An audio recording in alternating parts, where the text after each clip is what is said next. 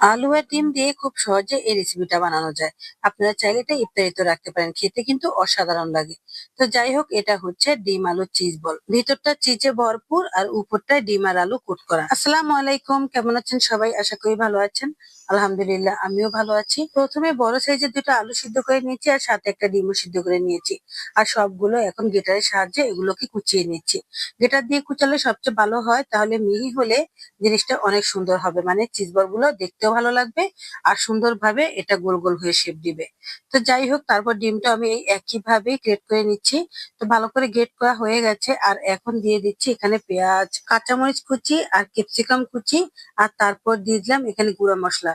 গুঁড়া মশলার মধ্যে দিলাম চিলি ফ্লেক্স, আর দিলাম একটু লাল মরিচের গুঁড়ো, আর জিরার গুঁড়ো, ধনিয়ার গুঁড়ো। বাস এতটুকুই। তারপর দিয়ে দিলাম কর্নফ্লাওয়ার। এই কর্নফ্লাওয়ারটা তো 2-3 চামচের মতো দিতে হবে। আর তারপর হাতে সুন্দর করে এভাবে আলতো হাতে মাখিয়ে নিতে হবে। তারপর দিয়ে দিলাম ধনেপাতা। এখন হাত দিয়ে ভালো করে মাখিয়ে নিচ্ছি। আর মাখাতে মাখাতে সবগুলো কি সুন্দর মিশে গেছে। আর এখন এগুলোকে আমি বল তৈরি করব। প্রথমে আমি একটু আলু সামান্য করে হাতের তালুতে নিয়ে নিয়েছি। আমি কিন্তু আগে হাতে তেল মাখিয়ে নিয়েছি। আর তারপর ভিতরে একটু চিজের টুকরো দিয়ে আবার গোল করে দিলাম। বাস হয়ে গেল ডিম আলুর চিজ বল। দেখেছেন কত সুন্দর হয়েছে? না, এখনো কিন্তু প্রসেসিং বাকি আছে, পুরোপুরি সুন্দর হয়নি। তো যাই হোক, এই তো আমি সবগুলো এই একইভাবে বানিয়ে নিচ্ছি। একইভাবে গোল গোল করে নিলাম। আর এখন আমি এগুলোকে সাতলি কাঠিতে ঢুকিয়ে দিচ্ছি। আমি এখানে মাঝারি সাইজের সাতলি কাঠি নিয়েছি। আর তার মধ্যে দুটো দুটো করে ঢুকিয়ে দিলাম। বাস হয়ে গেল। কি সুন্দর দেখেছেন? সবগুলো একইভাবে আমি বানিয়ে নিয়েছি। ইফতারিতে এমন একটা চিজ বল যদি থাকে সামনে, তাহলে তার কথাই নেই। মজা মজা করে বাচ্চারা খাবে। এই তো সবগুলো চিজ বল আমি একইভাবে সাতলি কাঠিতে ঢুকিয়ে নিয়েছি। কত সুন্দর হয়েছে। আর এবার এটাকে কোট করতে হবে। তার জন্য আমি এখানে নিয়ে নিলাম 2 চামচের মতো ময়দা।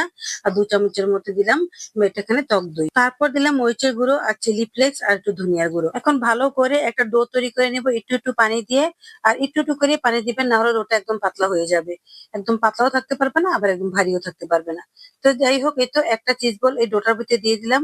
আর চামচ দিয়ে উপর থেকে আমি সুন্দর করে মাখামাখি করে দিয়েছি। তারপর এখান থেকে উঠিয়ে বাস ব্রেড ক্রামে দিয়ে দিলাম।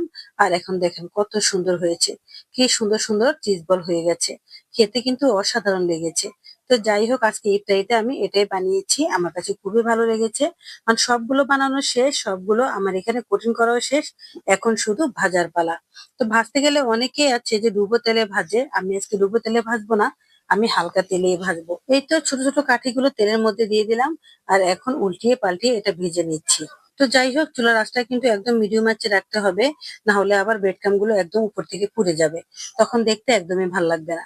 তো সবগুলো আমি একইভাবে এভাবে উলটপালট করে করে ভেজে নিয়েছি। দেখেন কত সুন্দর হয়েছে। আর এখন শক্ত শক্ত হয়ে গেছে।